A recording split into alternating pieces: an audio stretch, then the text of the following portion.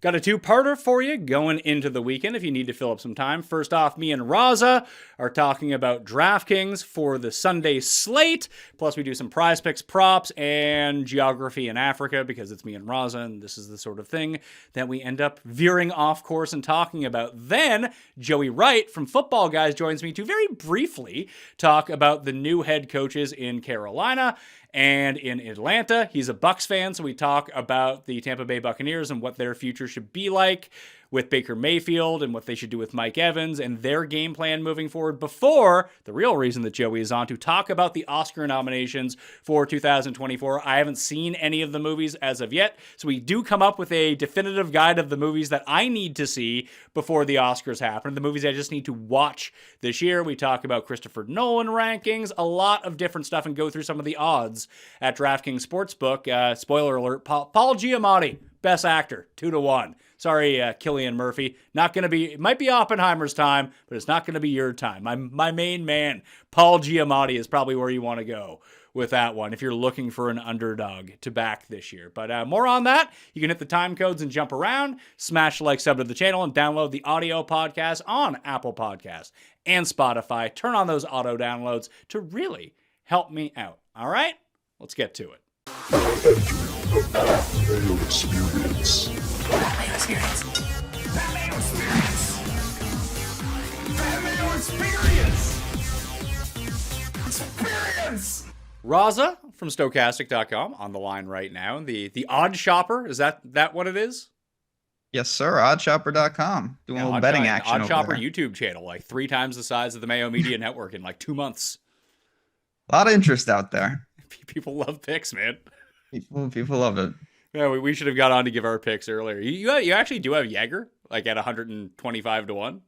Yeah, small, but I took all my Bez money, which was $0 from last week, and I rolled it into Jaeger. I have him. I have Decky, Finau. Those are probably my only. I got a lot of dead names as well in there. Well, you shouldn't dead name your bets. That's never a good thing. And two, Cust picked Morikawa. What do you think was going to happen to him? I wish I knew that while I was sweating it. So my lineups, I was sweating Pendrith for DFS. I was just like, come on, man, get through. And little did I know that I was going to have to sacrifice Morikawa. So it was actually irrelevant.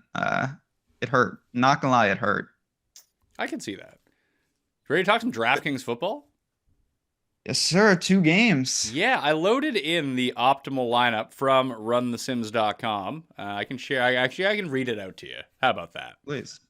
And you can follow along. Everyone at home can follow along when I read it out too. So this one projected at Run the Sims as the best in the optimizer for the 2-game slate this weekend on DraftKings. I think that there's $1 million to first place, but I was looking for the 4-game slate. I was like, oh yeah, there's only 3 games of football left total for the year. Yep. But it's Purdy at quarterback with McCaffrey and Justice Hill at running back.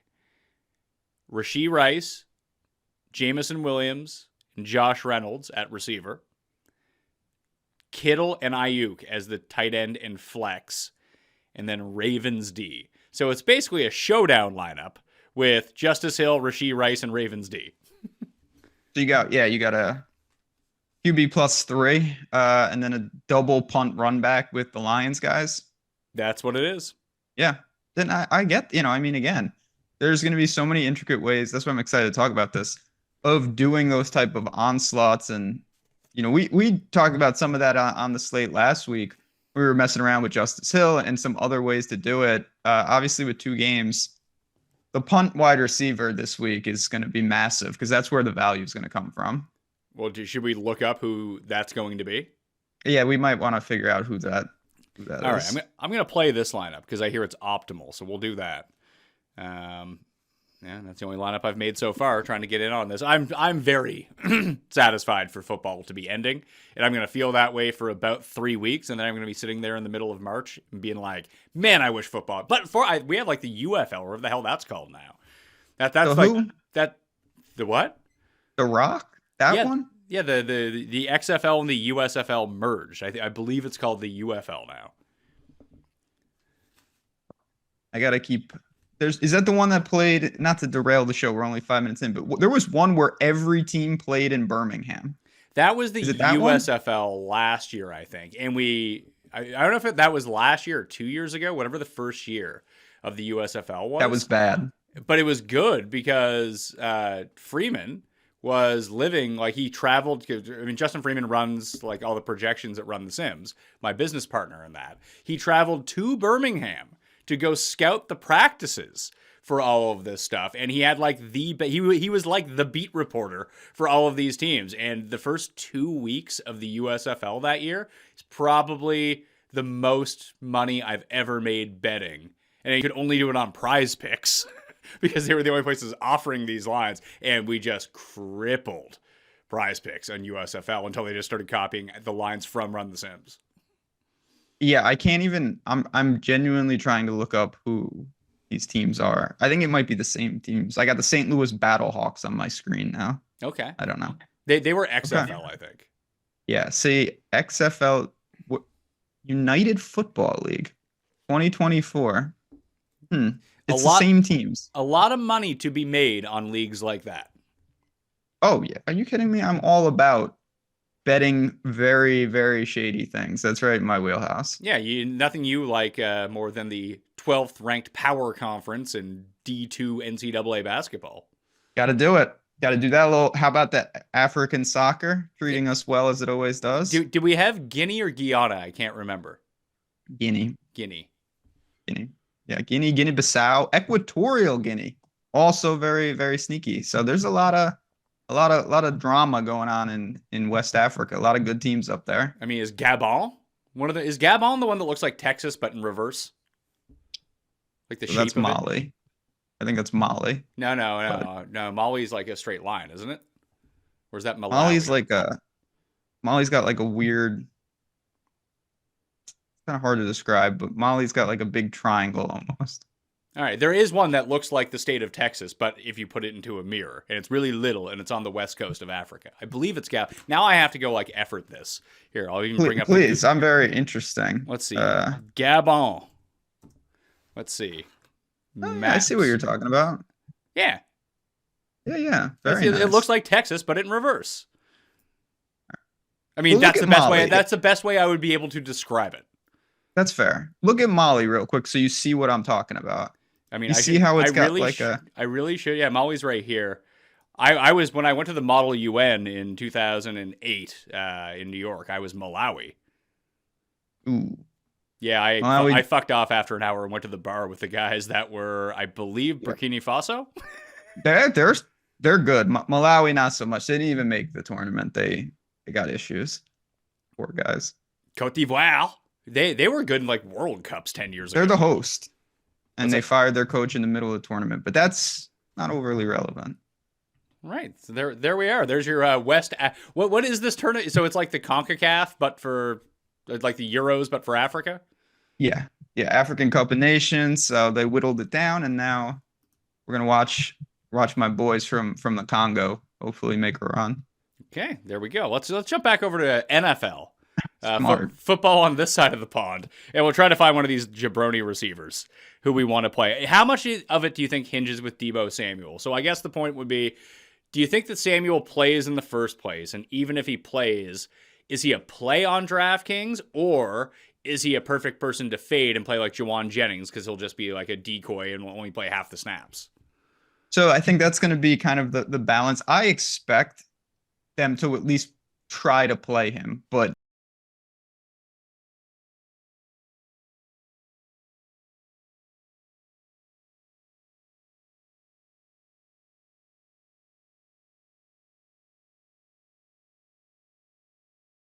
and the audience and talking with everybody, most people are going to look to some pay ups. Obviously, you've got McCaffrey and these guys. And then you're going to punt. You're probably going to double up at tight end. The guys that are getting squeezed, I think the number one guy is Zay Flowers because he's in his own range. There's only one receiver in the 5K range, and it's Zay Flowers. And everyone is trying to pay up or punt. And I actually think it's pretty interesting to go balanced if you can on a lineup.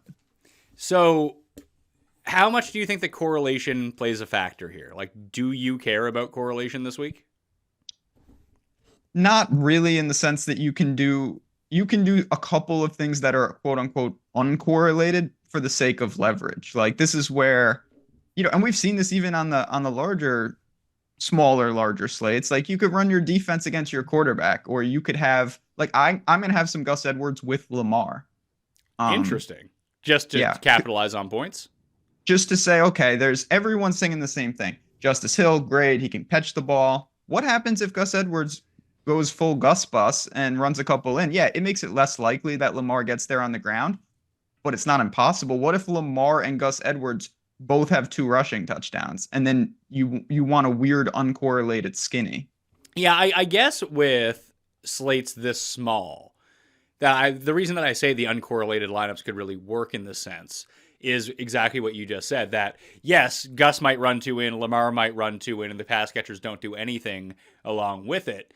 But there are so few players on the slate that you just need the points. Raw points factors in more. That's like what's tricky about McCaffrey. Like, even if you think he has a bad game, unless you're spending the salary elsewhere and you think that those pivots can actually keep it respectable with raw points, McCaffrey might be in the optimal and he has a pretty shitty game. Especially on a 4-game slate. Or 2-game slate. Sorry. 2-game I keep slate. thinking it's 4 games. I don't know why. Yeah. Yeah, 4 teams, 2 games. That really makes it tough. Like, you can have not a lot of points per dollar and still you're just like, well, he has 17 and this other guy has 13. You don't get extra points for leaving money on the table. It can make you different.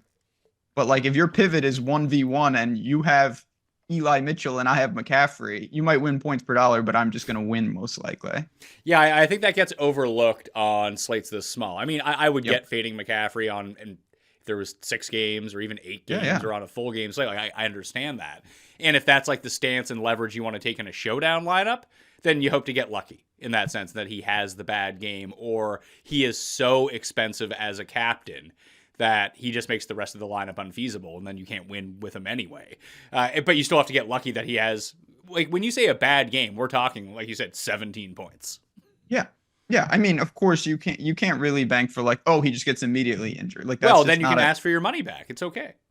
Oh yeah, easy game. Just tweet. I really should start doing more. I was telling you, I might have to start sending out some mercy emails after some of the things I've done this week, but this is where you're not going to have a lot of opportunities to spend. I do think for a 2-game slate, tight end is surprisingly strong. A lot of people would look to double up there. I mean, you've got legitimate options at tight end this week. What do you think about Ertz? I don't know. I really don't. Doesn't it feel like he's going to catch a touchdown? Yeah, because that's something that would be stupid, and that really factors in. I would rather punt with Noah Gray. So would I, only because I could see Ertz having 1 catch for like 2 yards and a touchdown, and that's fine. I could still see Noah Gray in like the right script outscoring him. I agree with that. I also like, and I'm not looking to do this. Is it a guarantee that it's Ertz and not Ferkster? Oh my God, Ferkster's on the team?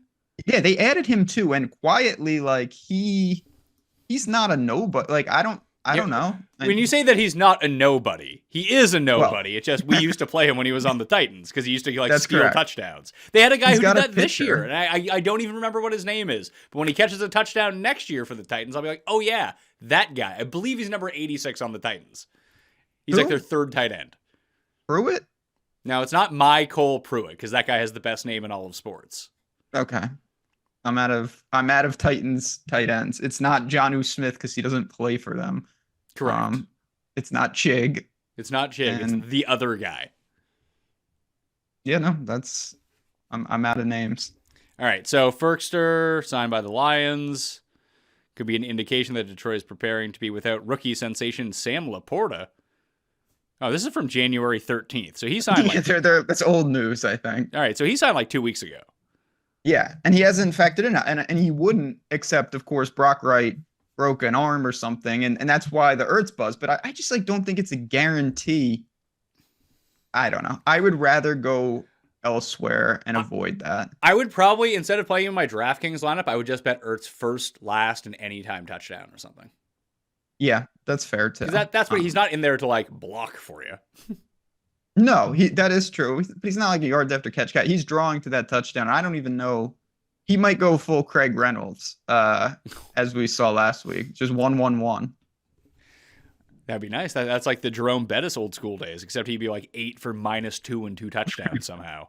So Noah Gray, if you use him at $2,500 in a slate where, as you mentioned, it's the depth of quality tight ends is there with Kelsey, Laporta, Kittle. And then I mean, we talked about Andrews last week on this. I assume he's playing this week. And then all of a sudden now no one wants to use Isaiah Likely. So do you think using like Noah Gray and Likely as your tight ends and your cheap guys just makes you so different you can use all of the chalk? I do think that'll make you extremely different. If you double up a tight end and you don't have one of what I'll call the big four, that's extremely different. I think it's extremely dangerous and probably not going to work, but that's what you're balancing always. But here's the thing. Whatever I do doesn't work anyway. So what's the difference? That's smart. That's next level. That's 3D chess. That's really galaxy brain thinking there. Yeah. That's what you need to win a 2-game slate. Yeah, I think most people are gonna look towards double tight end with one of them being a punt tight end. And then we can go McLeod at receiver. Now we have $6,600 per player. Oh yeah. Like, if it was up to you, which onslaught would you want? Because I think that everyone is just San Francisco or Detroit, one of those two, just because of the game conditions, because of the defenses involved. And I would guess that San Francisco would be the logical answer to that, because if you don't include Debo, if he's not playing, or even if he's gimped up in the game and no one wants to use him, it becomes super easy. You just use like the three that we talked about before, and hell, you add another one and add in Ray McLeod in order to make it work. So then just everyone ends up playing Purdy? Does that mean we should be playing like Mahomes here? Mahomes and his jabronis? So what I've tried to do, and it's easier with Detroit than it is San Francisco, is build the onslaught and then swap Lamar in for the quarterback and hope that the quarterbacks can still have a big game. But if Lamar just tops them in raw points, you could have where you want like the full Detroit onslaught, but you had enough money to just have Lamar versus Goff. And yes, Goff gets a head start because if 3 of his weapons get there, sure, you could have a big game. But we saw last week, Lamar can have a game that just tops any full onslaught. I think it's a really cool build this week. So Lamar at quarterback, we'll say McCaffrey because we seem pretty committed to McCaffrey. So when you say Lions onslaught, that's Amon-Ra and Laporta? I was trying to do Amon-Ra, Laporta, and then Jamison Williams. People are very addicted to Jamison Williams. So I messaged this to somebody last week, and I was just like, why exactly do I play him every single week? Because he doesn't do anything, and then Reynolds scores every week on top of that, and then I just continue to play Jamison Williams. He wears long sleeves. That's the only good thing, because I can follow him not getting the ball very easy when I watch the game. I just watch him run around.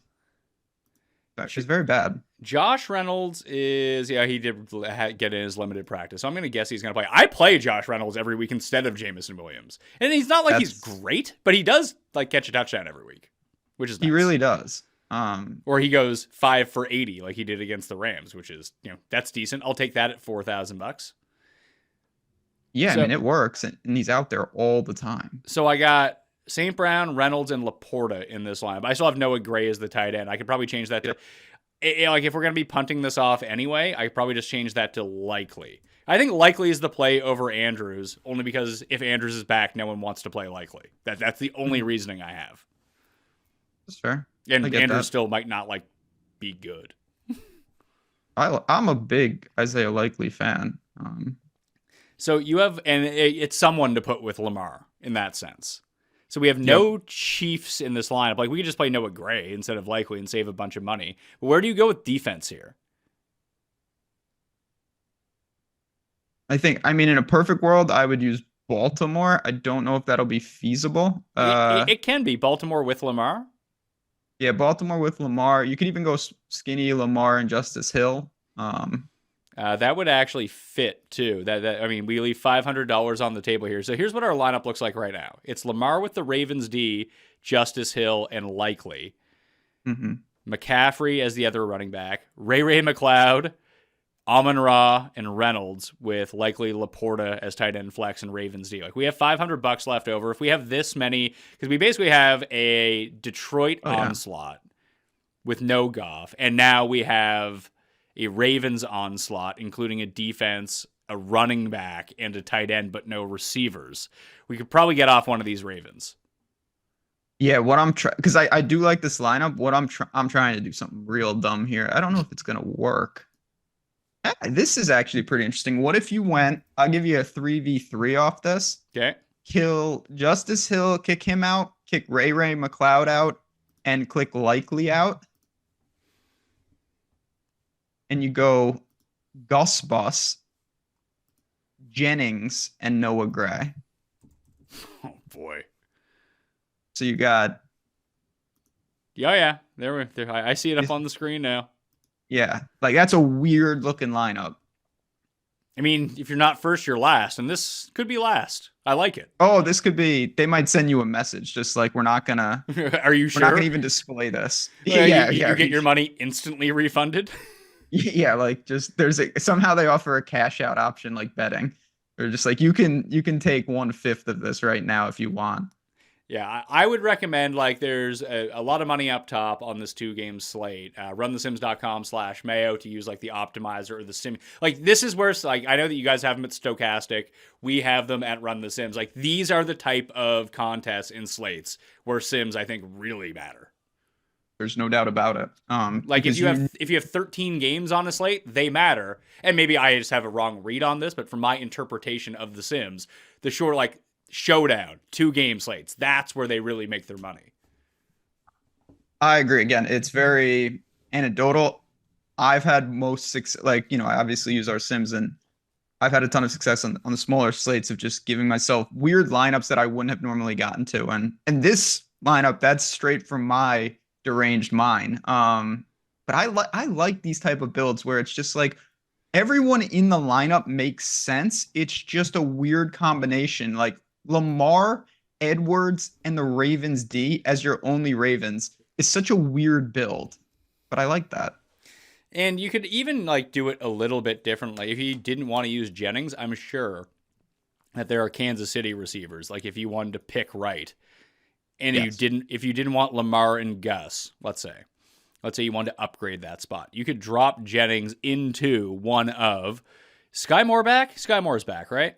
Isn't practicing Wednesday. He was designated for return. Okay, he's probably not going to play.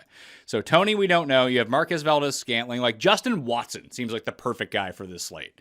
And will anyone use Mecole Hardman after last week? I mean, yeah, probably not, but I have no issues going back to him. And then it's like if you wanted to get to Pacheco, let's say, you could play, like if you just wanted to like swap Jennings and Edwards, you could get to Pacheco and Watson if you wanted to. I don't know why you'd start doubling up against the Ravens D, but it just I feel like those are two better players, but they make less sense than the lineup that you've just put together. Yeah, I mean, you could even, if you wanted to, like Aguilar. That's where I am Or too. Bateman. Exactly. Yep. And then you have a skinny Baltimore +1. Yeah, that makes probably the most logical sense. The other thing I've been you get to Bateman and Pacheco that way. I think I like Bateman and Pacheco better than Edwards and Jennings. Just because I don't know. Like Jennings might not play. I think I'd rather roll the dice on Conley than Jennings. If Debo sat, I would like that first lineup obviously a lot more. I said you can just go run your own simulations and optimizations at Stochastic or runthesims.com, runthesims.com/Mayo. All the props are up there too. Oh yeah, that's what I wanted to do. I got any leans on Prize Picks? Because there's a Prize Picks tool that we have, but it's been really screwed up because Prize Picks introduced this like demons and goblins thing, and just like the API doesn't separate it anymore. But do you have any props that you like? Because I was going to fill out a prop card here with you as we go on the show because I have some money to donk off because I've been doing well on Prize Picks. I like the over on Justice Hill receiving yards right off the bat. That was one I had circled. Justice Hill receiving yards, Mark Andrews. Justice Hill over 11.5 receiving. More. More. More? Gotta be more. Yeah. Yeah. Well, so we'll throw him on.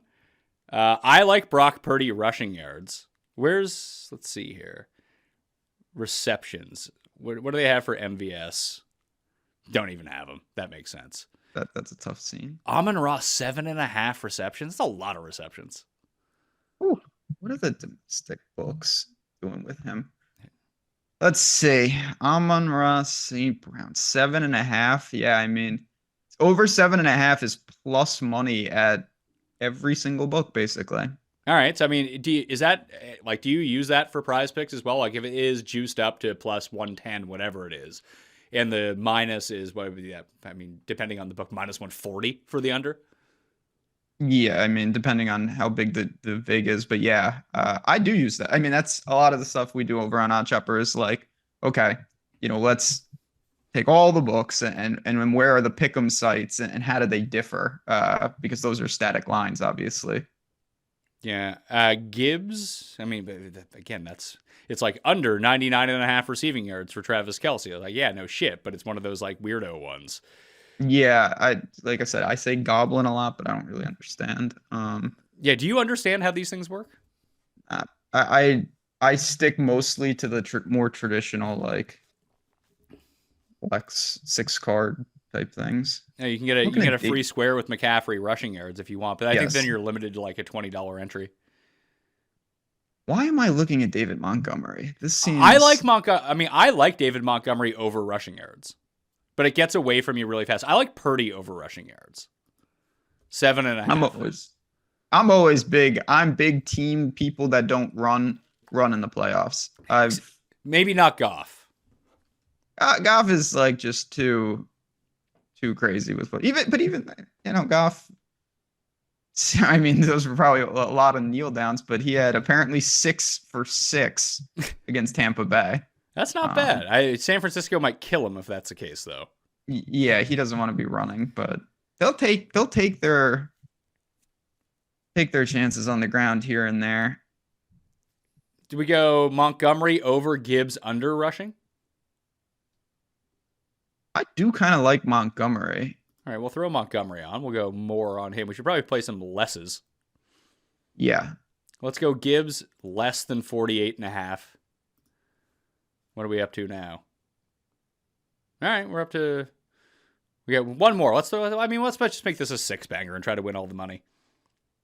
They got Zay Flowers on there? I don't have Zay Flowers. Should I have Zay Flowers? I got a funny feeling that he has a big game. All right, we'll take this like.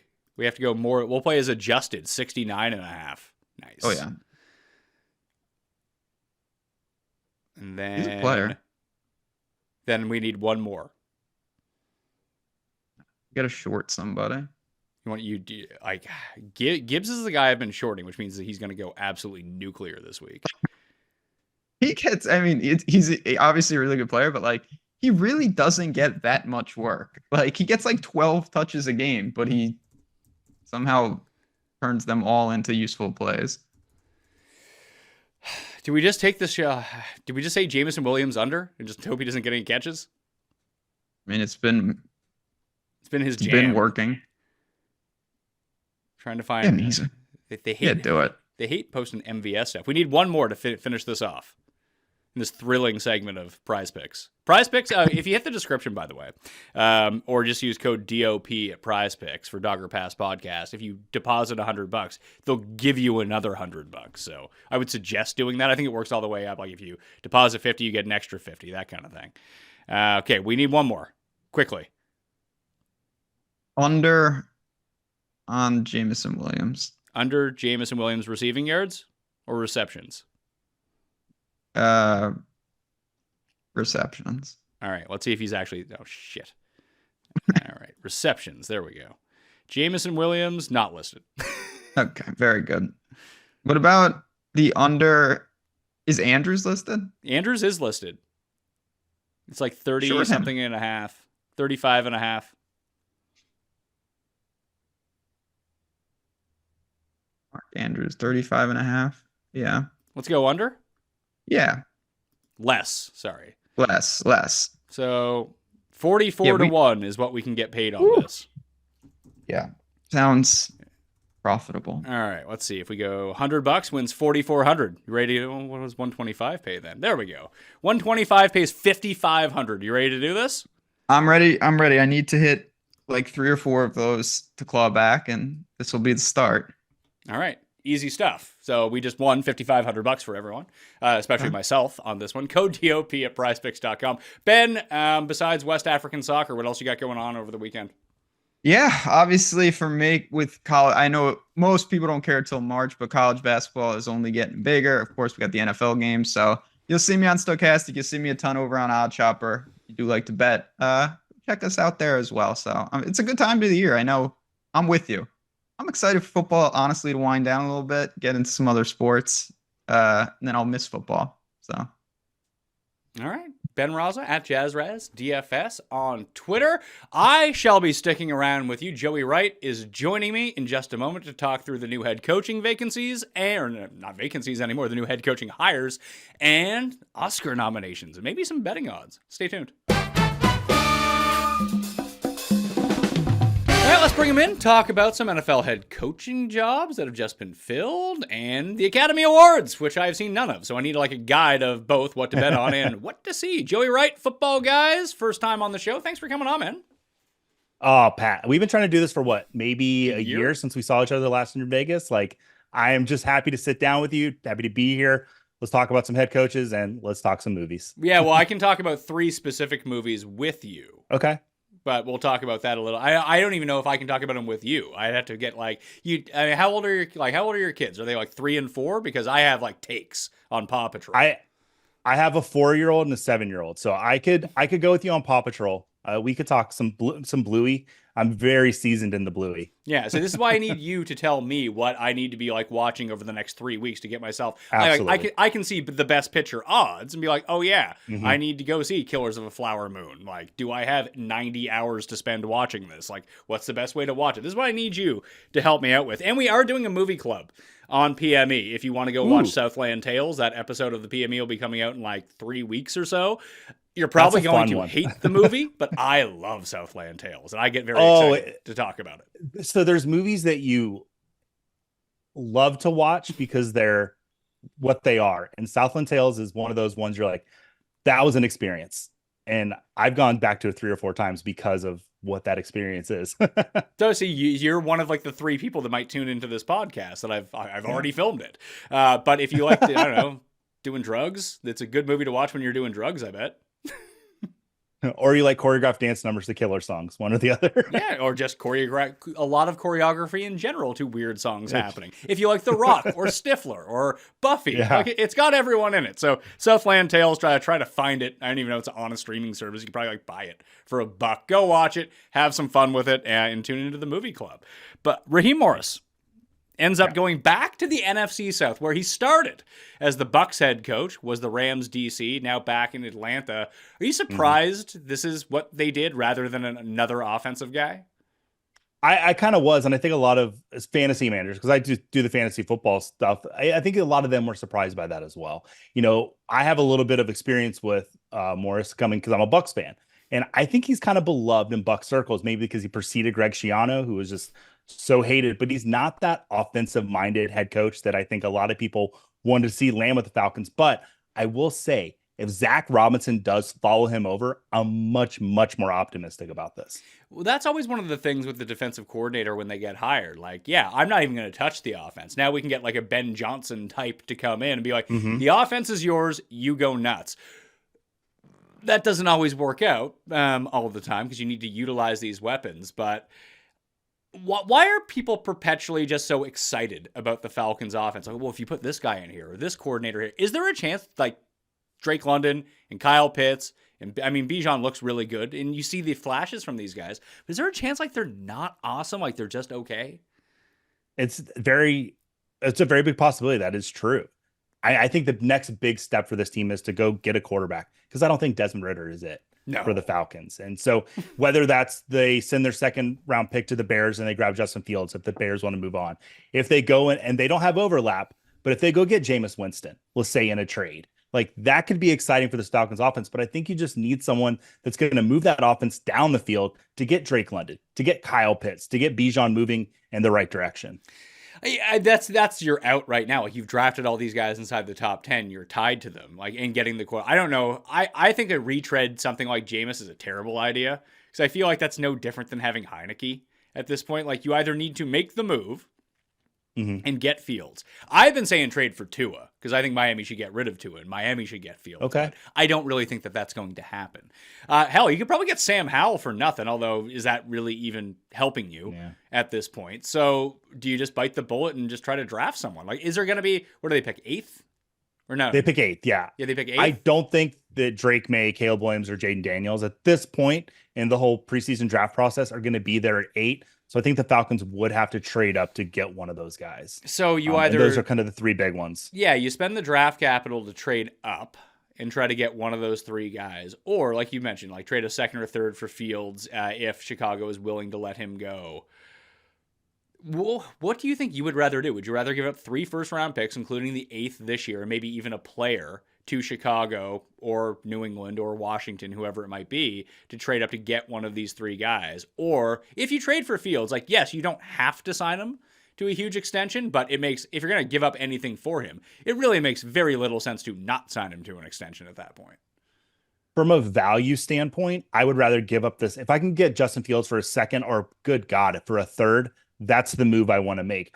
I don't want to give up the future of my franchise for 3 years. Even though you've got some good offensive weapons there, you still need some defensive weapons there. You got Raheem Morris coming in, who's a defensive-minded head coach. You're going to want some defensive draft picks in the next few years. And if you give away all those firsts, I just don't see Atlanta doing that. I think the 2nd or 3rd makes a lot more sense for them if they go grab Fields. So Belichick doesn't get the job. And now the odds for him at DraftKings Sportsbook to be coaching anywhere next year, I think, are like minus 1,400 or something ludicrous like that. Do you think he ends up in Washington or Seattle? I just don't think they're good fits. I think it makes a lot more sense for Belichick to take a year off and take a more high-profile job, but I think it's him wanting too much of the front office control. I think that's why Atlanta didn't make the move on him. I think you see something like if the Dallas Cowboys opens up, and I know it's like a fever dream, it's a Cowboys type move. I mean, I came from the 90s when I was watching the Cowboys when they had Jimmy Johnson, and they had these big name head coaches, and Mike McCarthy's not the biggest name head coach. So I could see something like that opening up. Physically. He is a big man, yeah. But as far as a name, I could see something like that happening where Belichick moves on, but he could go on television. Why anyone would want to hear him talk? I don't know. Maybe he's got a great personality. He is. Like I watch him on these like the NFL 100 or like the 100 greatest players of all time. He's incredibly articulate, and if he's talking about some guy from the 1960s, he gets fired up. So maybe TV would be the move. You just get him as long as he only has to talk about tight ends and fullbacks. I think he'll be fine. That's a sweet spot for him. Dave Canales ends up going to Carolina. Is Carolina just hiring a bunch of yes men? Because I kind of proposed him throughout the course of the season as a viable head coaching candidate with just the way that he was able to turn Baker Mayfield and this Bucs offense. I mean, you're a Bucs fan. You got to watch their offense. Like it was good this year. I saw the news come and I just sent my friend no, because I loved having that. I liked what this Bucs offense did. I did not expect the Bucs to do anything this year. His leadership on the offense is kind of what got them there with him turning Baker around. And now Mike Evans might stay in Tampa Bay because the relationship that him and Baker built. Thank you so much. I hate that you're going to a division rival. That's where I'm at with it. But do you think that he can take this team? Like, it's one thing to say, hey, you have a flamed out first overall pick in Baker Mayfield, but you also have Godwin and you have Evans and Rashad White, and the offensive line is not terrible. That's one thing. You go to Carolina, you have a first-round pick that we have no idea if he's good or not. No offensive line, no discernible weapons of any kind on the offensive end. Just bringing in a good coordinator is not going to solve these problems. No, and I remember seeing the Carolina team on paper last year. I was like, oh, I think this team actually might be good. And I was kind of off on Houston. I'm like, those receivers, I don't think they're going to work for Stroud. But I was completely wrong on that. And so you look at what Carolina has with Thielen and Young and the rookie wide receivers they have, and they might actually have something there. No, if anyone could turn around, I think they don't have anything there. They Just trying to be have. optimistic. I mean, Adam Thielen's like my age, so that's probably not great. Blackshear is like their fastest guy, and he's their third string running back. Miles Sanders is absolutely washed. Terrace Marshall can't get on the field. Mingo sucks. DJ Chark might be their best receiver. Like, this is not a positive outlook for Carolina, and they don't have a first round pick. Ugh. I know you don't like to be negative, him. but you're on my show now. I know. No, I mean, I would love to be negative about Carolina, though, because that's a division rival. So believe me, I'd love to see them flounder, but I don't want to see Dave fail completely. But it's a tough hill to climb for sure. Well, you know who's going to fail? The Bucks when they re-sign Baker Mayfield. Don't say it. It's probably going to happen. But Do you want them to re-sign him? So it's weird because as a Buccaneers fan, like I'm used to not winning other than those 2 Super Bowls. The creamsicle years were where I was at the most. And so winning wasn't the most important thing to me as a kid. So I see the drive that Baker has, and it makes me happy to watch the games. But from a winning standpoint, it's tough. I mean, the NFC South is weak. It is weak. And it was like the participation medal for the NFL playoffs this year. Like, yeah, the Bucks got in, but were they really that great of a team? They ran into a super cold Philadelphia Eagles team. I don't think the Bucks are better than that team. I really don't. It was a cold team at the time. Do I want them to sign Baker?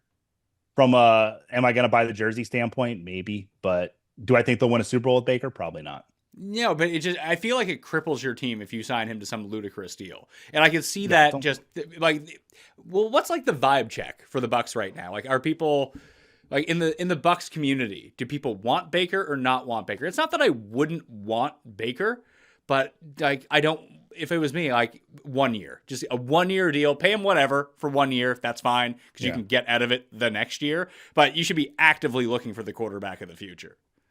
I think when you look at these great Buccaneer teams, and I know Tom Brady was the quarterback of the Buccaneers, but it was really the defense that stood out that year when they won the Super Bowl. If you go back to the early 2000s Super Bowl, that was one of the greatest defenses in NFL history with Derek Brooks and Simeon Rice and Rondé Barber. So I think Bucs fans are used to not having this big name quarterback, even though Brady was there. He wasn't Tom Brady. So the vibe check with Baker is actually pretty positive for the Buccaneers fans. Like, we like him. We kind of want him there because we're used to winning on the other side of the field. But the defense sucks. It's got a lot of holes in the secondary. Absolutely. I think that run defense is a little underrated, though. I think it is pretty good. Sure, but I mean, if the one thing that you can put your hat on right now is that your run defense is really good. Unfortunately, this is 2024, not 1971. Sure. Yeah, teams are going to pass on you. So yeah, if you can shore up the back end, maybe I can see Baker being what he is this year. But if it's any sort of long-term deal with guaranteed, it would almost have to be like the Geno deal with Seattle last year, where it's a 3-year deal, but it's like a wink 3-year deal. It's really a very big salary for 1 year and then very cuttable after the first year, if it doesn't go the same way that it went this year. Absolutely. And everyone's a year older. Like, I mean, do you want them? Like, if they bring Evans back, because Evans could probably get a 3-year deal for a bunch of money, 2 years guaranteed with a bunch of money up front. Now, as a Bucs fan, I would guess that you'd want Evans to finish his career there and break all the and that's records. all it is. Yeah. But like, if it's like a 5-year, $100 million deal, you have to say no to that. Absolutely. I think the reason Bucs fans want Mike Evans to stay is because he's Mike Evans. He's been there for 10 years, 10 seasons with 1,000 receiving yards. Yeah, let's break some records here in Tampa Bay. Let's keep you a Buck for life. Is he the best wide receiver that we could have on our team? I mean, he's still performing like he is, but that's going to fall off sooner rather than later. And I think the best thing for Mike Evans, if he wants to win another Super Bowl, is not being on the Bucs, is to go somewhere like the Chiefs. And that would hurt, but I would support that move because it's a smart move for him as a person. Would you keep Godwin? You know, my father-in-law is a huge Penn State fan, and he's like always preaching me that Godwin's truly the best receiver on that team. I still think it's Evans because I think Evans will be in the Hall of Fame. Do I think Godwin will be? I mean, the story is still out there. I would. If you've got to let one go, let Evans go. Keep Godwin. Sure, but let's say you let Evans go, and maybe the Bucs take a realistic view of where they're at. Didn't realize we'd be talking so much about the Bucs, but talking about the Panthers is just way too depressing. That if you are trying to build, and I get that. I mean, part of the reason that I think they might fuck themselves here is because the NFC South is so weak that you can talk yourself into. It's like, oh, if we get marginally better, will most definitely win the NFC South again. But what does that really do? Like you just said, it's like a participation medal to the playoffs. And I mean, not even a medal. It's probably like a participation ribbon for the playoffs. Yes. And then you move on. Like one of those brown ribbons. Yeah. Like if you're trying to win the Super Bowl, you need to find the quarterback of the future. Like Godwin's not going to be on this team when they win the Super Bowl again. I'm not saying blow it up and absolutely tank, like getting progressively better. But would it make more sense to have Trey Palmer, like legit, see if he can be a number one? If he can't be a number one, can he be a number two? And then you have the ability to go find, you can go bring someone in free agency at receiver or draft someone next year as your wide receiver one and match up Trey Palmer. But it feels like they have all of these guys whose names that we see, and they kind of contribute on a week-to-week basis on the offensive side of the ball. But I have no idea if they're actually any good. Like, they're good because they're the third fiddle to Mike Evans and Chris Godwin. If those guys aren't there, are they viable at all? They kind of feel like, and think about the 2010s, like the Cincinnati Bengals. They were making the playoffs because they were in the division. At the time, it wasn't the strongest division like it is now, but they had like an AJ Green there every year that just got those points there for the Bengals. So it kind of feels like that. I don't think the Bucs can win the Super Bowl with the team they have. So, if they want to win a Super Bowl, yeah, letting Evans go, possibly letting Godwin go, build up that defense even better. Address it through the draft does make a lot more sense. Yeah, shore up both lines, secondary, tried to figure out the rest. I like Devin Tompkins. He might be terrible, but I like watching him. He's so little. All right, Oscars. Let's do it. Let's go. So I'm teeing you up for this one. Okay. I haven't seen any of these movies since I've had kids. So it's been my oldest son just turned 5, like last week. And he ran in here earlier on my record that I did with Ben as he's homesick today. That's the best, honestly. That part is edited out, but if you could see my face, it was like, get the fuck out of here. Just like, it's not great when you're... Thank God it wasn't live, put it that way, because I don't want to go viral like that guy on the news when his kids came in when he was talking about like peace in the Middle East or something like that. Fortunately, we're just talking about high stakes fantasy football, low stakes real life type things, like Oscar picks and bets. DraftKings Sportsbook has full odds out. So I've seen, but my kids can't make it through an entire movie. So they make it through like 40 minutes of a movie. So we go to the theater. It has to be like a big event to go to the theater. They got themselves all fired up. But then they see the arcade. And when they see the arcade, in the back of their mind, like, I could leave this movie and go play at the arcade, which they're terrible at. Absolutely. They seem to love it. So the Paw Patrol movie, Trolls 2, and Wish are the 3 movies that I've seen this year. Are they nominated for much? The total of those 3 motion pictures received 0 nominations. I'm sorry to say. And the Wish nomination, actually, people were expecting it because for Disney not to have a nomination, I know Pixar did.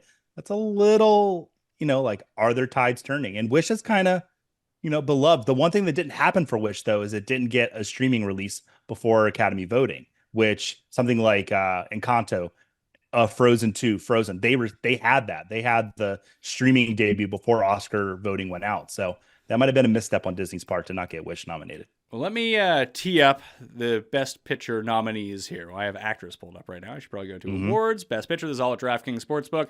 Oppenheimer, the overwhelming favorite, minus 1,000. So bet $1,000 to win 100 on Oppenheimer. The Holdovers is the Holdovers and Poor Things are both 12-1 to win Best Picture. Barbie's 20-1. Killers of the Flower Moon 25-1. Anatomy of a Fall is 28-1. American Fiction, The Zone of Interest, both 40-1. Past Lives and Maestro are both 65-1. You know what? I actually went to the TIFF Lightbox after the TIFF Festival in Toronto because they were doing a 70 mil screening of Boogie Nights. So I flew to Toronto with my wife to see the 70 mil screening of Boogie Nights. So I did see that in theaters because it's my favorite movie. So we went to go travel to go do that for a weekend in the middle of football season because I allocate my time properly for what I like to do. But that was a lot of fun. But when I was there, the only thing that I saw were all these posters for the Maestro. I was like, this movie looks fucking terrible, but apparently it's good. So Maestro, it's interesting. It is not the best picture of the year by any means whatsoever. However, it does have my favorite scene in a movie this year, the LA Cathedral scene from Maestro. I had a friend that we were talking, he had watched Maestro. He's like, I did not like it. And I said, really, the cathedral scene, my favorite part of the movie. And he goes, oh my God, it took me completely out of it. And I said, do me a favor, go watch Leonard Bernstein, LA Cathedral, like watch that performance.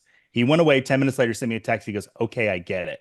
One thing about Bradley Cooper, whether you like him or not, he goes for it. And like, as someone that has like 1,200 films behind them right now, I love people that just, you know what, I'm going to go for it. And that's what Bradley Cooper does. He did that in Maestro. Not my favorite movie of the year, but it does have one really great scene. And it's on Netflix, so go watch that scene. So, hey, or just pull it up on YouTube. Well, or you could just pull the scene up on YouTube. Yeah. That's how I might have to do this. So I haven't seen Oppenheimer. I obviously want to really see Oppenheimer, but I missed it in IMAX. How much am I missing by not having seen it in IMAX? So the first time I saw Oppenheimer, I did not see it on IMAX. I saw it on at home on TV, and then they just did an IMAX re-release, and I did go and see it. And I will say this is one of those years where the front runner kind of deserves to be the front runner. What Nolan did with Oppenheimer, you know, the most nominations this year, 13, one short of the record. It's pretty impressive. I think it's worth seeing on an IMAX screen. And it checks kind of all the boxes this year. I have it winning 8 of the 13 awards that it's nominated for, including picture, director, actor, supporting actor. But the thing I love most about Oppenheimer, because I'm working from home a lot of these days, is the score. Ludwig Göransson's score is absolutely booming, and that for me is what stood out the most in Oppenheimer when I saw it in IMAX. I mean, just the IMAX speakers just blowing me away with that score. It's a great motion picture, kind of deserves its flowers at this point. Best original score for Oppenheimer, minus 2,000 to win the Academy Award. So it seems like it's... This is like a Return of the King type year, it feels like. It does feel like that. So when Academy Award nominations come out, like the award I go to first, like I watch it live every year, but when they say best film editing, I always like my eyes go straight to the screen, my ears perk up.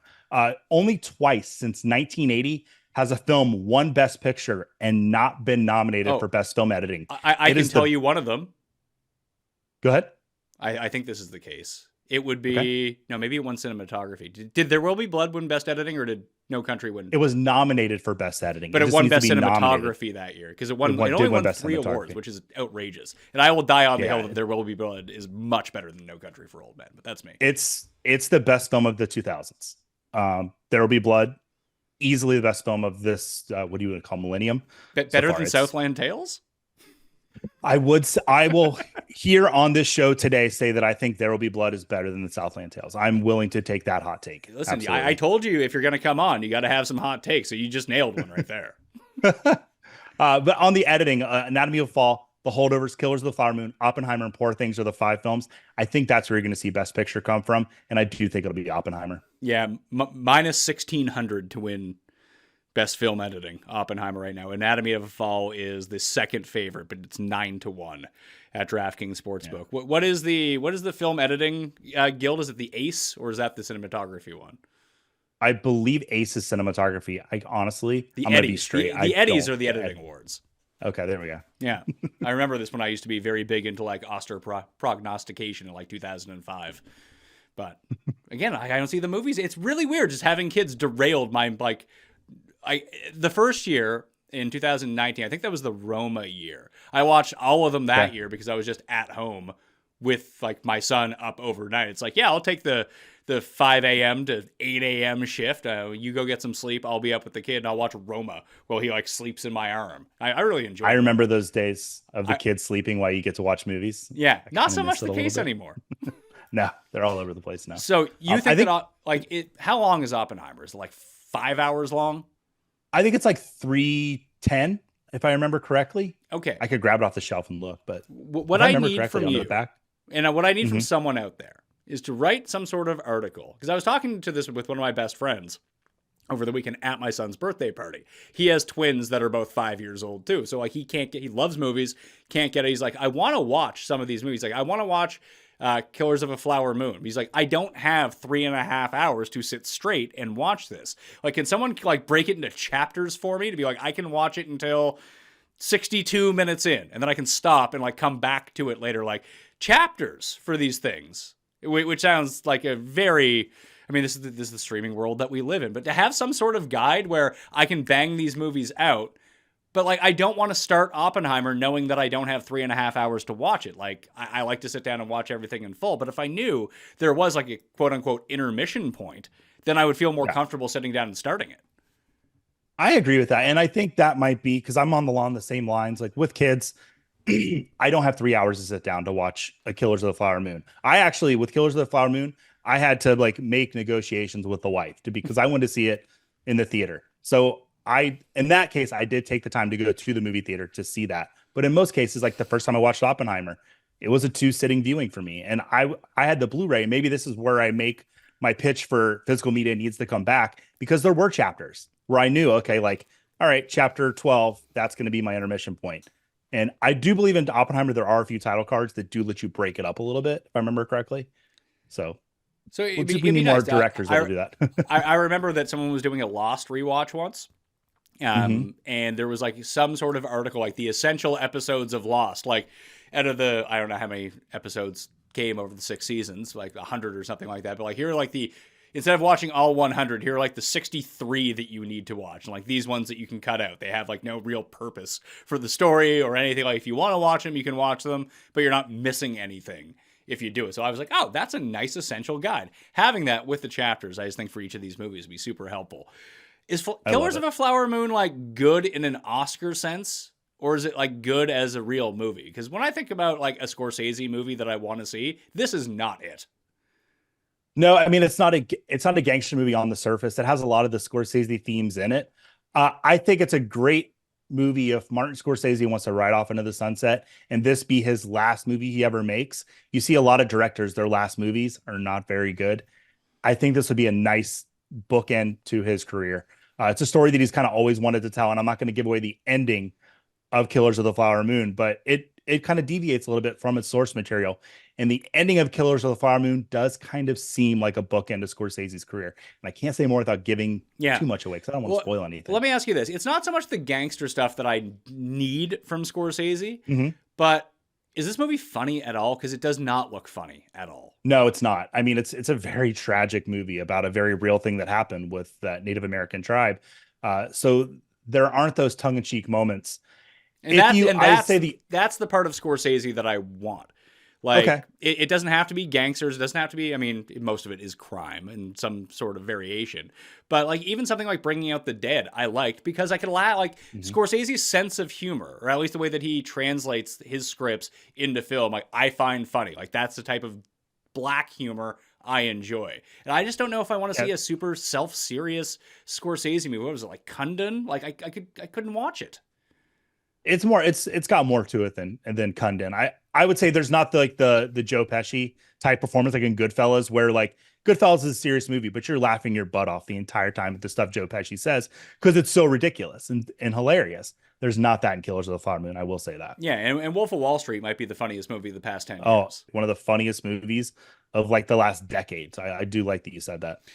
So of these, what's a personal favorite for yours? Because like I'm trying to set up, I'm not going to have time to watch all 10 of these. So let's say there's 3 of them I can bang out. And I mean, from what you've heard from my preference for a movie, like I'll watch Oppenheimer. It's probably going to win. I see every Best Picture winner. Yeah. Then I'm going to sit down and watch it. And I mean, I'm excited to watch it. I want to see it.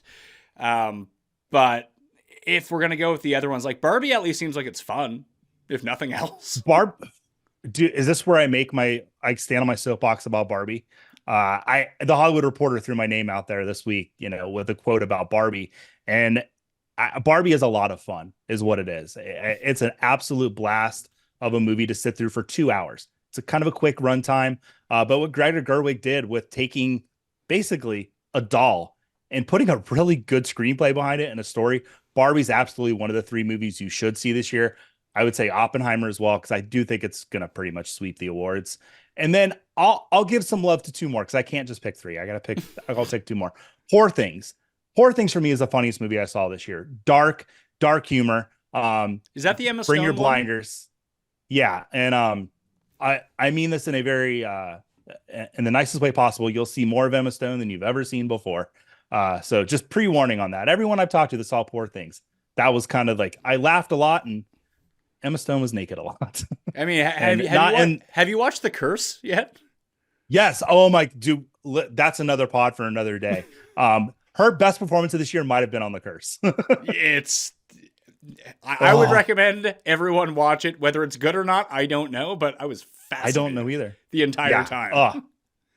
Absolutely. Love the curse. And then the holdovers. If you need like a good feel good movie this year that just makes you feel warm inside, the holdovers is absolutely it. Quick runtime too, like 95 minutes. What is the holdovers? So it's about a headmaster at a boarding school that gets held over during the holidays, and he has one student that stays there with him. And it's the student, the headmaster, and then the cook that cooks the food for them. And in that motion picture, I mean, Divine Joy Randolph, she's nominated for Best Supporting Actress. I feel like that's truly the most sure thing Oscar this year. Her performance is extremely touching. It's funny. It's kind of got a little bit of everything in the holdovers. If you ever saw like Sideways or Downsizing. Or, is this the Paul Giamatti movie? Paul Giamatti is the lead actor in it. Yes. And so this is an Alexander Payne movie. Yes, this is the movie. I'll see that. I can watch that. This feels like one I can easily. I don't need to see this one in IMAX. Yeah, and it's on Peacock right now, so like it's easily accessible. And this is, if there's going to be one movie that upsets Oppenheimer, I think it would be The Holdovers because of how Best Picture's decided. It's the only award that's done by ranked voting. What the voters do is they take all 10 motion pictures and they rank them 1st to 10. So 1 to 10, of first being their favorite, 10 being their least favorite. If you walk away from that voting with more than 50% of the number one votes, you're the Best Picture winner.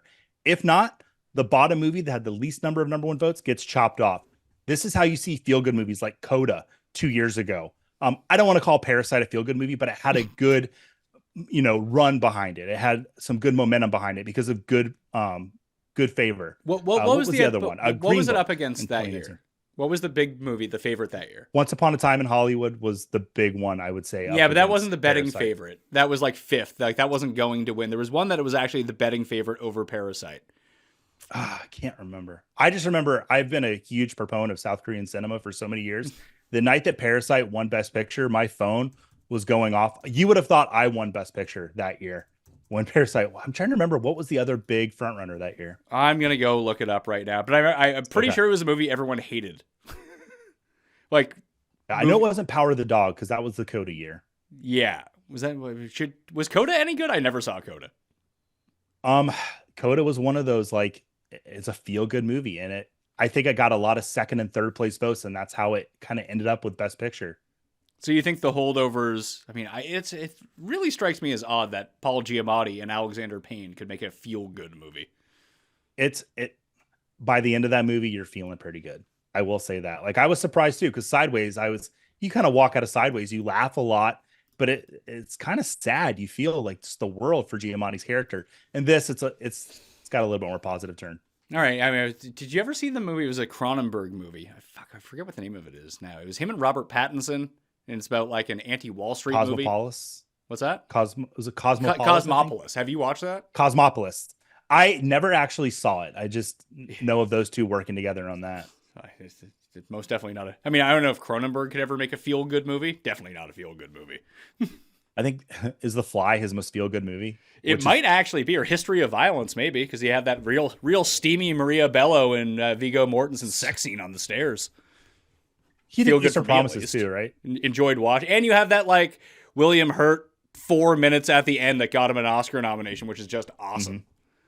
Yeah, absolutely. That was like the most commercial Cronenberg mainstream run. He had like that and somehow History of Violence and Eastern Promises became his 2 most mainstream movies, which is just psycho to think about. Yeah, people will often say like, "Oh, Viggo Mortensen was so great in Lord of the Rings. Some of the best fight scenes I've seen." It's like you should see Eastern Promises and the fighting he does in that movie. His naked fighting. And that shower scene is crazy. Let's see. Okay, here we go. 2020 Oscars. Who won? 1917 was the movie. Oh, the Sam Mendes. Yes, yeah, that was the front runner for everything, and then it just kind of lost. That Parasite winning the SAG, I remember when that happened, I was like, here's the shift. And, there might be a shift this year. I think of like 2013, because there was a lot of discourse with the Greta Gerwig not getting a Best Director nomination for Barbie, Margot Robbie not getting a Best Actress. The 2 pillars of that movie not getting nominated was odd. In 2013, we saw Ben Affleck kind of get snubbed for Best Director for Argo. And that's when that Argo movement started, when Affleck got snubbed. And then Ang Lee ended up winning Best Director, and Argo won Best Picture. Huge upset. Oh, so, yeah. Ang Lee ended up winning for what, Life of Pi that year? for Life of Pi. He won Best Director, and everyone thought, oh, Life of Pi won Best Picture as well. But that Argo movement, I wouldn't be shocked in a year that was kind of headlined by Barbenheimer. Nolan takes Best Director, absolutely deserves it. And because of the 2 snubs, Barbie gets a lot of second and third place votes and ends up kind of stealing Best Picture away. Now, I still think Oppenheimer's going to do it, but if it's going to happen, holdovers or Barbie, there's stories and narratives there to make that happen. So the closest thing that they're doing right now in terms of a race is Best Adapted Screenplay. Oppenheimer's a -110 favorite, and Barbie's a 3-1 underdog, but it is second ranked. American Fiction, then Poor Things, and Zone of Interest is 25-1, has absolutely no chance. Is this this is usually a spot where Greta Gerwig got this Oscar for Lady Bird. Would she just get it again here, to beat Oppenheimer? Or is this a legitimate Oppenheimer wins everything?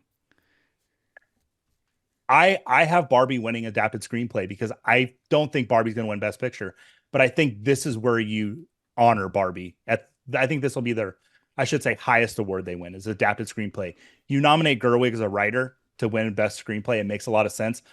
I wouldn't sleep on American Fiction, though. A lot of the guilds for writing love American Fiction. I still, because it's a limited release, I still haven't seen it. It hit iTunes the day that I'm going to be on a plane, so I feel like that's going to be the way I see it. Because Orlando, I don't think they're going to get it before then. But I do have Barbie winning Adapted Screenplay in kind of an upset. What is American Fiction about? It is about a famous writer that writes books that are just not selling, and he's an African American, and he decides to write a book that would appeal to the African American community that's not in his voice, in a very stereotypical voice, and it's kind of like a black comedy. Okay. Original screenplay, The Holdovers is the favorite at -165. Anatomy of a Fall is +150. Past Lives is +450. And then you got May December and Maestro. May December is 35-1. The Maestro was heavily featured on the posters at TIFF when I was there, and so was May December. Which is it good? Because it looks like the weirdest movie you could ever make. It's very loosely, it's an original screenplay, but it might as well be adapted from the Mary Kay Letourneau situation, because that's really what it is. I will say, outside of Emma Stone and the performance she gives, if you can watch May December and see how funny it actually is, Natalie Portman is just kind of, both her and Julianne Moore are just chewing on the corners of the screen during the whole movie. But you kind of have to look to say, all right, watch it as a comedy. I've seen it twice. The first time I was like, okay, I'm going to take it for what it is. Then I found myself kind of chuckling at a few moments. The second time I watched it, I was kind of laughing my butt off at moments because it's just so ridiculous. Oh, is Jeffrey Wright the main guy in American Fiction? He is. Good. I'm glad to see. I just saw he's nominated for Best Actor. I didn't realize that. I like Jeffrey Wright. He had a little swell coming out of the festivals of he could win Best Actor, he could Best Actor, and that's kind of calmed down a little bit. Because Murphy's just going to win. It's kind of what it seems like. Looking at actor Cillian Murphy, Leo getting knocked out, Coleman Domingo coming in for Rustin.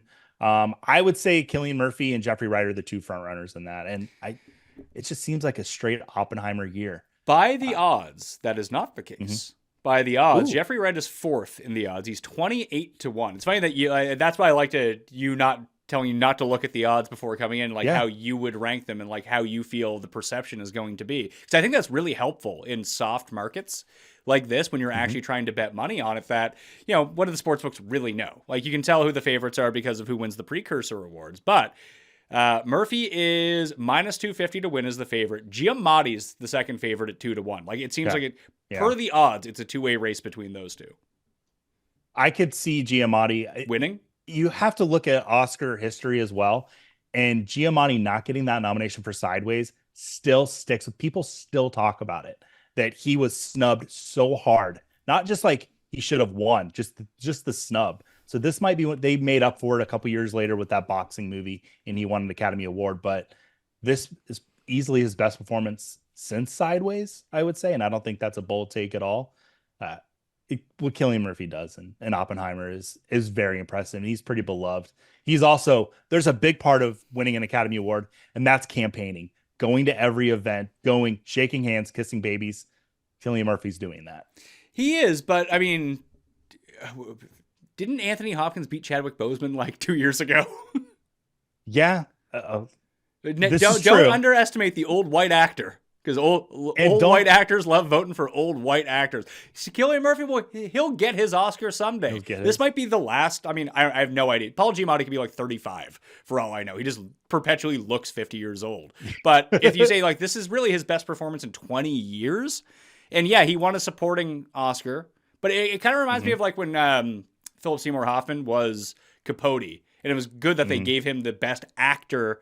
Then, like, you could have given it to him for a bunch of supporting roles. It just never happened. Should have got it for Boogie Nights. But that's another story. He could have got it for Magnolia. He could have got it for, like, When the Devil Knows That You're Dead or Devil Knows You're Dead. He was great in that. Like, there's so many. I mean, we did the first movie club that we did for this show was Owning Mahoney, which he is like no one has ever played a problem gambler better on screen than Philip Seymour Hoffman. But you could probably just say no one has played blank on screen better than Philip Seymour Hoffman. But him getting that best actor, like he was one of the best actors of a generation. He got his best actor Oscar. I think Paul Giamatti he's not quite viewed as Philip Seymour Hoffman, but I think that he's pretty, if you were to say who the best capital A actors are, he would have to be one of the top 5 of the past 25 years for all the different types of roles, movies, TV, whatever it is. That him finishing his career without a best actor win would seem strange, that this might just be the time to give it to him. I like it. And you don't underestimate taking your award to In-N-Out and making sure there's photos taken, because that has gotten a ton of buzz for Giamatti. Oh, but I agree with you on that. Like if there's a year to award him, I mean, this is kind of the movie to do it for. And it seems like Downey's going to win for supporting actor anyway. That there's your acting award, Oppenheimer. Yes, and that's true. I mean, you also want a good speech, so Robert Downey Jr., we know he's going to deliver that. It was interesting with Best Supporting Actor, because we've seen 2 guys getting nominated for supporting actor with Mark Ruffalo and William Dafoe, and a lot of the guilds and a lot of the, the Globes and whatnot. But Ruffalo was the only one that got a nomination here. And Poor Things is really beloved. I don't think it's going to win Best Picture. I'm not sure where Poor Things could. This might be the category they award Poor Things in and give it to Ruffalo, who we have not seen a performance like this from Ruffalo. It is very different. It is, you want to talk about funny and dark? Like Ruffalo's performance in Poor Things is hilarious. Really? And it seems it's so funny. Based on what you've said on this show, it seems like Poor Things is the first movie I need to watch out of all of these. Knowing your sense of humor, I think you would really love it. I went and saw Poor Things with my friend that I saw Yorgos Lanthimos' other film, The Favorite, with. Oh, this is a Yorgos movie? Oh. It's a Yorgos movie. Sign me up. I mean, exactly. I came on this show the last time I did like a full Oscar show. I think it was 2018 or whatever year The Favorite came out. The Favorite has been probably my favorite movie of the past 10 years, besides Wolf of Wall Street. It's Wolf of Wall Street and The Favorite. Weirdly enough, like that was the funniest fucking movie I think I've ever seen. I remember the first time I saw The Favorite, I was like, that duck scene should just get awards. Like it's absolutely hysterical. But I mean, it's got everything. It's got a little bit of tragedy to it, but it's so funny. And Poor Things, I would say The Favorite still was probably the best Yorgos movie I would say that there is. But Poor Things, it really does have something to it that those other ones really didn't. Better or worse than The Lobster? Don't make me say that.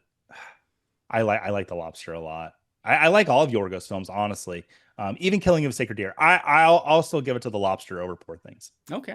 But it does sound like Poor Things is right up my alley. So yes, I'll be checking that one out very soon. So in terms of the odds for Best Supporting Actor, like it's Downey by a touchdown. He's a minus 1,000 favorite to win. Gosling's actually second in the odds. Then it's Robert De Niro, then Ruffalo, then Sterling K. Brown. But I do find that historically, and I don't know if this is like the past few years, because I know the Academy has changed so much in terms of its membership and how people vote now. And like you said, Divine Joy Randolph for The Holdovers just like she's one of the biggest favorites on the board to win, with Emily Blunt from Oppenheimer being in second at 11-1. So, but it does seem like the supporting actor categories, actor or actress, along with potential screenplay, like you said, are ripe for upsets. Like, would it be shocking if they were just like, hey, Robert De Niro, the Oscar's yours? For Killers of the Flower Moon, I'll say no. I think De Niro is very good in it. There was a year, I know what you're saying. but like Jim Broadbent won one year for Iris when he was way better in Moulin Rouge in that same year. I think it was 2000. Absolutely. And everyone was like, oh, well, it's going to be, I think it was Richard Harris who had died for Gladiator. I think he was up in that. There was someone who was like an overwhelming favorite. And we've seen it a bunch of times in that category that if there is going to be a long shot winner, it's usually like a proven veteran of the acting community who's just been around forever. Because what's his face? Rylance won this too when he wasn't supposed to win, didn't he? Right. I mean, the supporting actor and actress are very ripe for upsets. I think what you just said, like a seasoned actor that deserves an Academy Award. De Niro is that absolutely, and he has Academy Awards. Robert Downey Jr. is a seasoned actor. He's been in Hollywood for close to 40 years now. Has a famous father that's beloved in Hollywood that recently passed away. I do think that Robert Downey Jr. wins this award, but I wouldn't be shocked if there's an upset. And Best Supporting Actress, I would be shocked if any of the other women other than Divine Joy Randolph win. That would be the most shocking moment of the night probably for me. Has Even she something won? to beat Oppenheimer for Best Picture. But if she did not win, I would be completely shocked. Has she won everything so far? I can't think of a supporting actress award that she hasn't won. It's been just a clear sweep. All right. Where so- these other categories, they have kind of teetered a little bit. So from what I've gathered now, I'm going to make the top 3 rankings from everything that you've told me of what I need to see. So this is going to be the Pat for Mayo you. Essential Guide based off Joey Wright recommendations Yes. that I need to see before the Oscars come along because I can't see everything. Number 1, Poor Things. Number 2, The Holdovers. And then number 3, Oppenheimer. Based on what you told me, yes. I firmly say yes. That's your 3. I think Anatomy of a Fall, people need to see it though. I think there's a reason that it's getting these nominations, and it's a foreign language film. So It's I very, saw a very well acted. It's dry though. It's not funny. There's really nothing funny except for the French courtroom scenes. The way that French courtrooms are run, this motion picture really shows very well, and it's bonkers. So that is actually kind of funny. Yeah, they have. Is it because I know in Canada there is a difference between the law of the rest of the country and the law of Quebec, and I assume the law of Quebec is very similar to the law like civil court instead of like trial court, whatever it is. But no, I saw a trailer for this. I forgot what the name of the movie was. It's like just like 3 people at a house, someone falls out of a window, and like it's a whodunit kind of thing. It's very much a whodunit procedural. Like, okay, did he fall or was he pushed? Is like kind of the big question. And there's a son that's blind that's in the movie that is kind of the dividing line between the wife and the husband who can't speak for himself. And it's really well done. There's a reason that it's in screenplay because how it's mapped out, it's one of those whodunits where you take Sandra Huller's side and then you take the husband's side and then you take the son's side. You're constantly, it's messing with you the whole time. And it's how that movie is written and how it's staged that makes you do that. I think it's one of the best movies of the year. And kind of my hot take for this Academy Award season is when the nominations came out, there's only one performer that's in 2 of the motion pictures nominated for Best Picture. And that's Sandra Huller. And she's the best part of the Anatomy of a Fall, I can definitively say. And I've heard she is the best part of the Zone of Interest. That movie's in limited release. I haven't seen it yet. But okay, so I've heard people talk about Zone of Interest. What's that about? Yeah. It is I can't remember if it's Auschwitz adjacent, but I do believe it's people living on the other side of Auschwitz and the life that they have, knowing what's on the other side of that wall. I could be completely wrong on that, but I believe that was like the short description of that movie. Oh, so it's a Holocaust adjacent movie. So give that awards. That's going to win something. So let's find where it's the biggest underdog and bet on that. I mean, it got what is it, Jonathan Glazer for director, which a lot of people think that might have been the Greta Gerwig spot. There's a few other directors that could have slid in there, but the Zone of Interest, it's the most depressing movie of the year from everyone that's seen it. That's the buzz you hear, but Glazer's kind of beloved by the Academy. Yeah, Zone of Interest, a minus 3,500 favorite to win Best International Feature. How is Anatomy of a are they both French movies? Is that why? Here's what is it? The Zone of Interest from the United Kingdom. What's funny about Best International Feature, it's not funny at all, is France actually nominated The Taste of Things instead of Anatomy of a Fall as their motion picture to be in that category, not knowing that Anatomy of a Fall would be what it is. And The Taste of Things didn't even get nominated. So France really kind of shot themselves in the foot on international feature this year. But from what I've heard, they're just happy that Anatomy of Fall is getting the love that they've gotten. All right. But that was like the morning of, I was like, wow, so France got nothing there. And they put their chips on the wrong color, basically. Last thing I want to do. Nolan. This is his chance. Yep. I think that he thought if he was actually like angling ever for an Oscar, that Dunkirk would be like the movie that did it for him. That's funny that this is going to be the movie that gets him over the hump. Now he never has to worry about this shit ever again. And Oppenheimer is going to win because Nolan movies have always historically done really well down the line as well. Like all of the audio people are going to vote for Oppenheimer because they're going to vote for Oppenheimer for best sound mixing and everything like that. Like the technical aspects of Nolan movies have always been so good, and he's been so strong with those guilds that it only makes a lot of sense. It's shocking that this is the first one that really has that push to be the overwhelming favorite for both him as best director and his movie as best picture. But if you were just to put it up against the pantheon of Nolan movies, like The Prestige is still my favorite Nolan movie by a pretty considerable amount. And I like Inception the second best. I don't even think Inception's like a great movie, but I love watching Inception. Just flick it on and just pure vibes, and I'm just going to roll with it. It's just a very enjoyable movie. But like, how would you rate this versus the best of the Nolan movies? I would say it's the most ripe to win Academy Awards. Does that make it a good movie though? That's what I was about to say. Is it my favorite of his movies? Absolutely not. I'm an Interstellar guy. I'm a father of a daughter, so that should shock nobody that I like Interstellar as my favorite. But I mean, you would say The Dark Knight's probably his most fun movie. But Oppenheimer, it's a World War II movie about a very important man. It's ripe to win Oscars. And honestly, I mean, you look at how Nolan's films have been over the years. He's made movies about important men. This might be one of the most important men of of that time with Oppenheimer and what happened and how the film's handled. I think it's ripe for Oscars. I don't know if it's even in my top 5 for favorite Nolan movies, but technically it's probably his best motion picture, best film, but not my favorite in the top 5 by any means. Yeah, it kind of, in that sense, I know it didn't work for Mank, but it reminds me of Mank in that way, where a very particular type of person was going to like Mank, and that was going to be it. But you could watch it and be like, this is a really great movie. Like, I get why people really like this, but it's, if I was to rank it up, you'd be like, eh. Yeah. I would say Mank might be my least favorite Fincher movie. And I love David Fincher, and I liked Mank. I love that comparison actually, because it's a really good one. Great technical film, great from a cinema standpoint, but I don't know if Oppenheimer is going to be one that I throw on 10 years from now, like I do with The Dark Knight, or for me, Interstellar, because I have that, touchy-feely personal connection to. Totally forgot. I saw The Killer. The Killer is like the one movie that I saw because it just came out on Netflix. I was like, oh shit, a Fincher movie. Let's watch this. And it was fucking awesome. And that's a movie that had legit chapters. You want to talk about a score? Like anytime Trent Reznor and Atticus Ross sit down together, I'm like, I've been blaring that Killer score for a while now.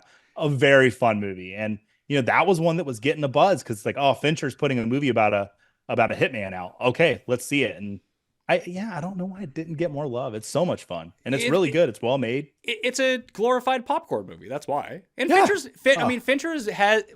never going to be recognized by the Academy. Like he tried this. I mean, both with Mank and Benjamin Button, and they're probably his 2 worst movies. Just live off your vibes, Fincher. Who cares about Oscars? If he didn't win it for The Social Network, if the Academy snubbed him for that, which might be one of the bigger Oscar travesties I can think of, with The King's Speech winning that year, because we've seen The King's Speech 300 times. There's nothing special about that. The Social Network, I remember sitting in the theater and being like, oh my God, score. This movie's moving so fast. The Sorkin script is incredible. And there's so many things about Social Network. And people still talk about The Social Network. Nobody's talking about The King's Speech. Nobody's talking about that movie anymore. I mean, I remember seeing both in theaters. I remember the first 4 minutes, that opening scene of Social Network, and just being gripped in. It was like, okay. But I don't think that was supposed to be an Oscar movie. It was just...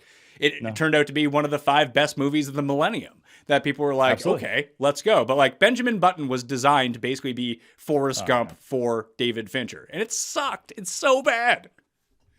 Yeah, it looks pretty. I will give it that. It looks beautiful, but yeah, it's just like, oh gosh. Yeah. So, I mean, I like The Killer a lot, but it could have been a Netflix miniseries.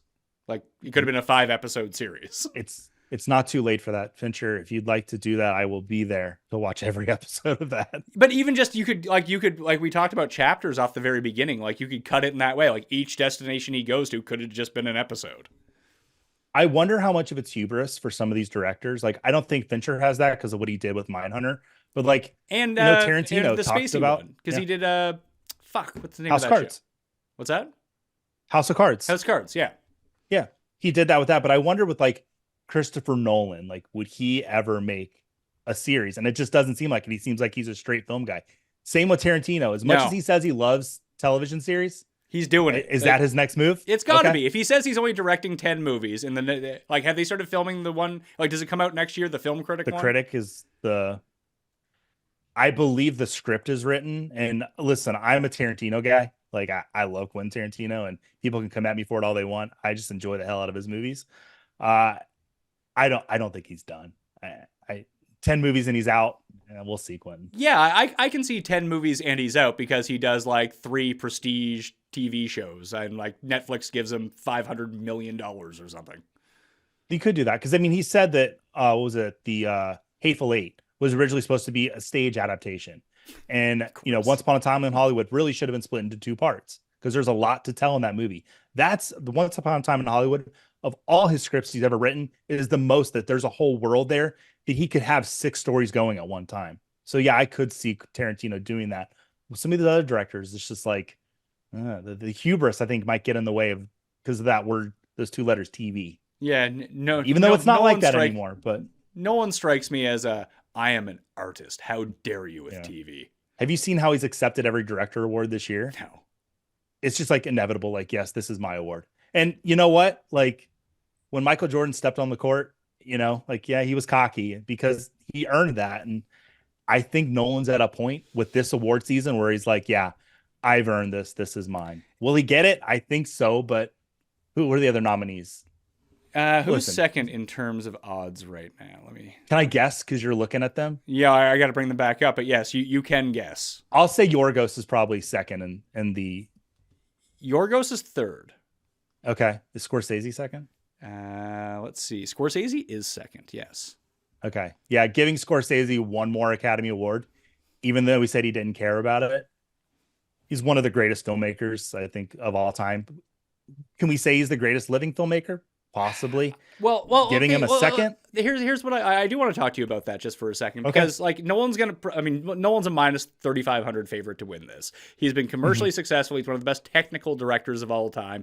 His movies generally lack any feeling to them whatsoever, which is like, he just makes cold movies time after time. Yeah. Like, even if you take someone like Fincher, who also makes some very cold movies, they're at least coldly funny in a lot of weird ways. And like, even the Helena Bonham Carter character in Fight Club is like weirdly endearing in a way that you just don't see in Nolan movies. Like, even I like The Prestige the best of the Nolan movies, but even to look at Memento with Carrie Ann Moss, like, these are basically like cardboard cutout women characters. Like, there's nothing there. Oh, maybe Emily Blunt's Nolan, different in Oppenheimer. I don't know, but that's always how it feels in a Nolan movie. It's the nomination for Emily Blunt. Like, I think it's because her name's Emily Blunt and she's in a big movie called Oppenheimer and they want to get it to 13 nominations. She doesn't do anything special, but think through Nolan's filmography. Do any of the females in Nolan motion pictures do anything important? And this is not a knock on women. It's a knock a little bit on Nolan for whether he writes the script or his brother writes it with him, they don't have the best parts for women. No, and that's not the movie he's trying to make. So I can't begrudge him. No, not at all. That. So it's but it loses that element of a great movie, I think. So like, when you rank him versus like, is Scorsese the best living director? Probably. I mean, Spielberg's still living. I don't love Spielberg movies, but like, he's been the most commercially successful. Like, is Nolan the new Spielberg in a weird way? Ooh, that's a fun question. I think Nolan, for his age range, is probably the biggest director.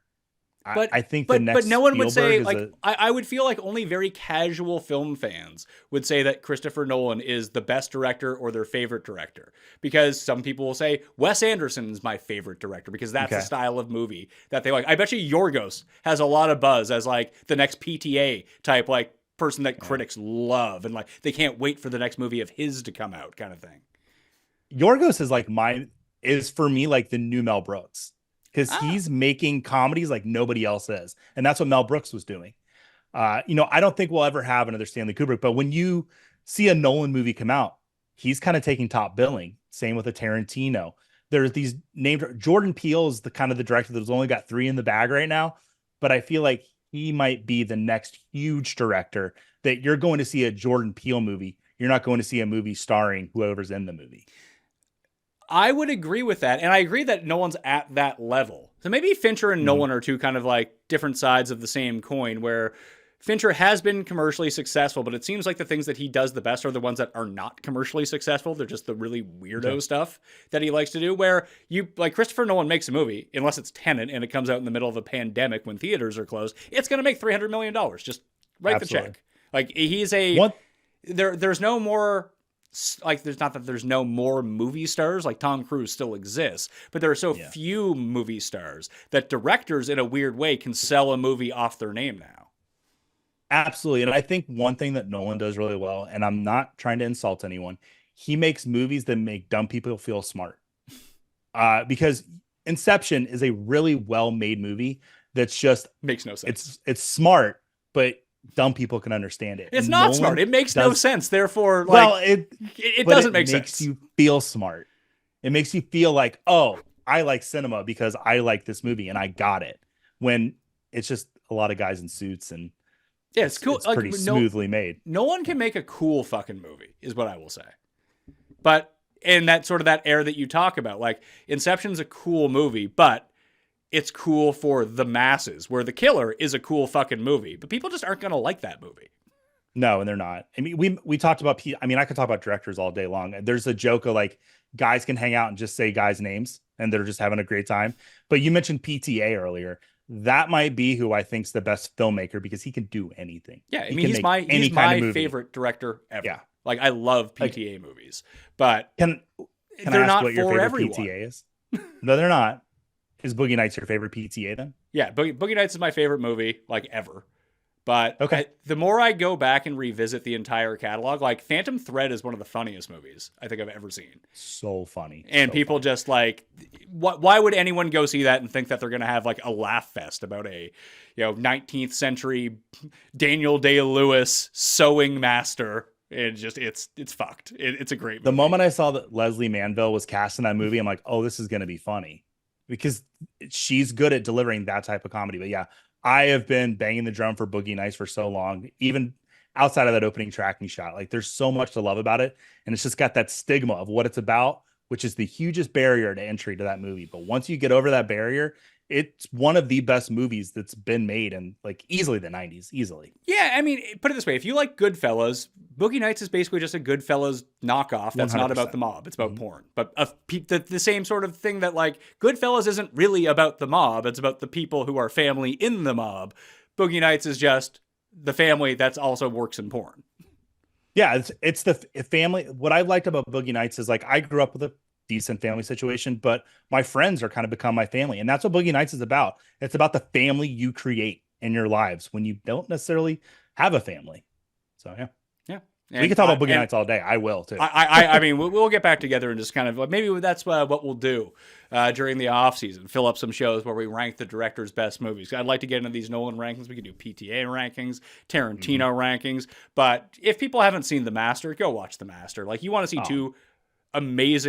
three amazing performances if you put in Amy Adams into that, which I would. Amy Adams, but also weirdly funny in a really not hilarious. Funny way. The Master always reminded me kind of Macbeth, that like Lady Macbeth's really running the show. And that's how I like when I watched The Master, I was like, oh my God, Amy Adams is running this whole thing.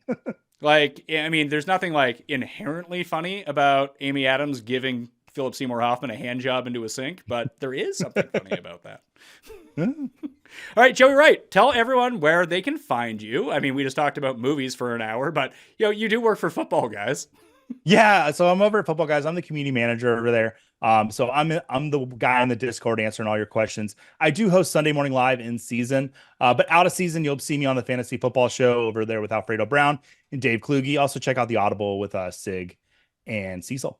All right. You can follow me at the PME on Twitter, sub to the Pat Mayo Experience, smash like to the episode, and go tell some friends. Watch Southland Tales. So you can watch that episode it's actually me being on someone else's podcast, the Underrated Movie Podcast, and he let me co-opt it as a cross-promotion for the Pat Mayo Experience as well. Well, I'm on vacation, because you always need content when you're on vacation, and you have new shows coming out every single day. All right? I'm Pat Mayo. Thanks for watching. I'll see you next time. Pat Mayo Experience! Experience!